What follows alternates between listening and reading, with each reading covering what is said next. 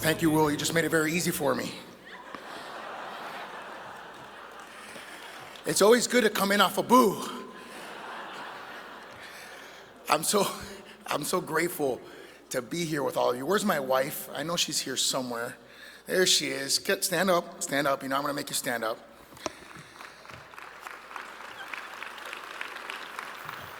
Where's Chairman Kaufman? Where are you? There you are.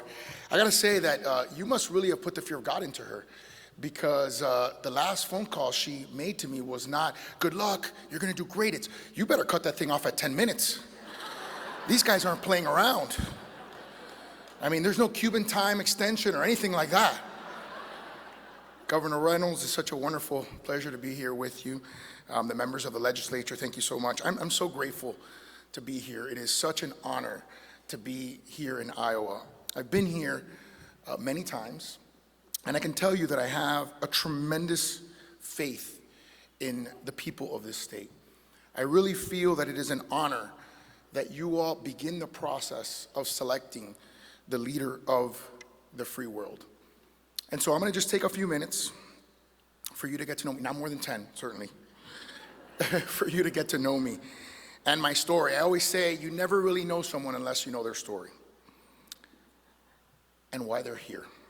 I'm here because my parents were kicked out of their country of birth, communist Cuba, where a leader told them, give me all your properties, give us all your businesses, and don't worry, we'll make everybody equal. Doesn't that sound good? And he did. He followed through on that promise. He made everybody equally poor and equally miserable. And that is fundamentally the opposite of what this great nation is.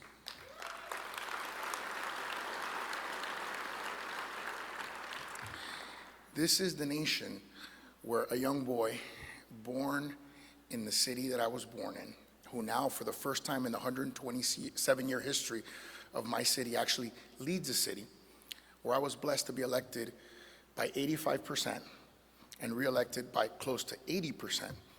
Thank you. Looks like I got 80% here already. And we did it by following 3 simple rules. Earth-shattering. We kept taxes low. We lowered taxes to the lowest level in history. Shocking correlation, we grew by double digits.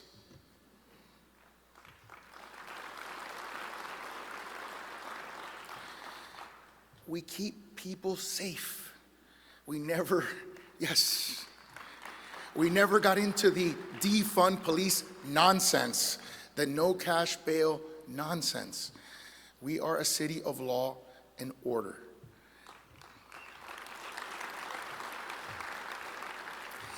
And we care about our men and women in uniform. Why don't we give a round of applause to them? They have the hardest job in America. There is no other profession where someone makes less money with more scrutiny and more risk to themselves and others. So I'm very proud to lead them. And again, another shocking correlation. We increased funding for police. Guess what happened? Our homicides went down. They went down to the lowest level per capita last year since 1964. I was born in 77, okay? And this year, they're down 38% from last year's 1964 low.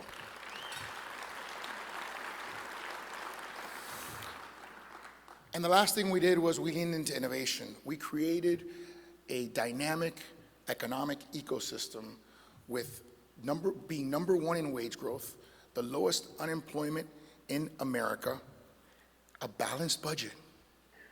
Wow, how shocking is that? I actually took, when I got elected in 2009 into the council, we actually were on the precipice of bankruptcy. And we took our city by cutting costs. I know another thing that is completely, that the federal government is completely allergic to, cutting costs. And we did it, and now we have the highest reserves in history. We have the highest bond rating in history. And in the midst of the debt crisis, we were upgraded to the highest credit rating in history.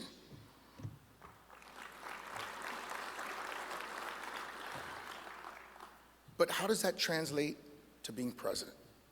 And what makes me qualified to be president? Well, I think we have big problems in this country, and I think we need a personality of someone who is a solver of problems, of someone who can bring people together and tackle some of the major issues that we have in our country. Our deficit is crushing not just people today, but it's going to crush my little 8-year-old and 5-year-old girl, who I love dearly, who, by the way, is my best campaigner, my 5-year-old. I don't know if any of you saw her in the Hilton lobby, but she was passing around my literature.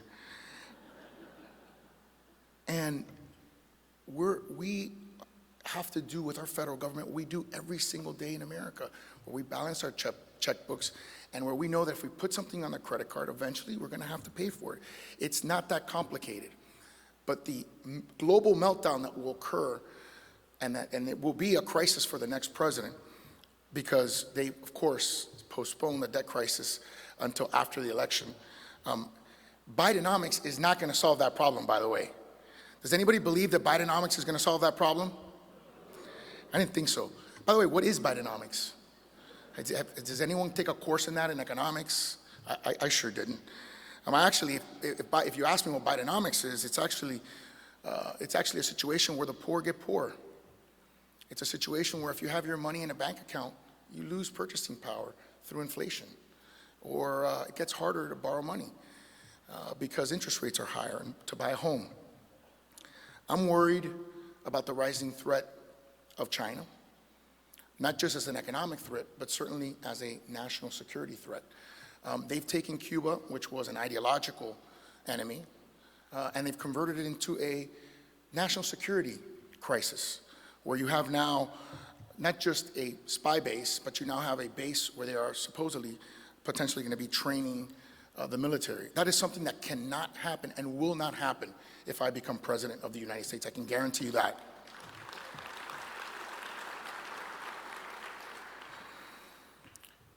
I'm also worried about the porous border. I was talking to the executive producer of a movie called Sound of Freedom. Have you ever heard of the movie Sound of Freedom? Yeah. And he shared with me this shocking statistic. He said that human trafficking will outpace, for the cartels, the sale of guns and drugs. Can you believe that? It's shocking to the conscience, but it is something that is happening every single day.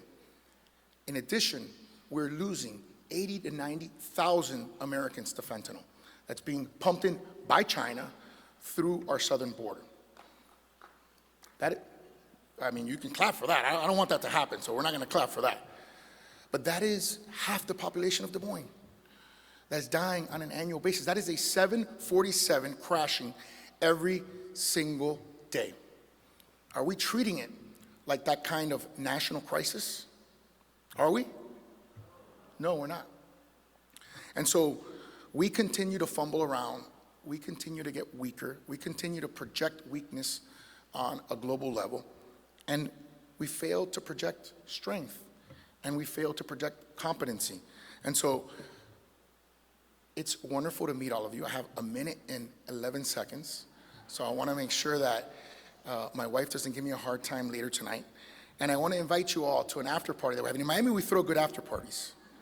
So, and I'll tell you, I don't have a fancy bus. I don't have a private plane. But we do have these amazing towels with my name on them for the Miami heat that I've brought up here and humidity. So I am guilty of that, I think. But anyhow, I just want you to know, I want you to know who I am. I wanted you to get a sense of who I am. You're going to get to know me much better throughout the course of the next few months. And my hope is that I can convince you that I am the best person to lead this country. This is the greatest country on the planet, and we should never apologize for it. Thank you, and God bless you.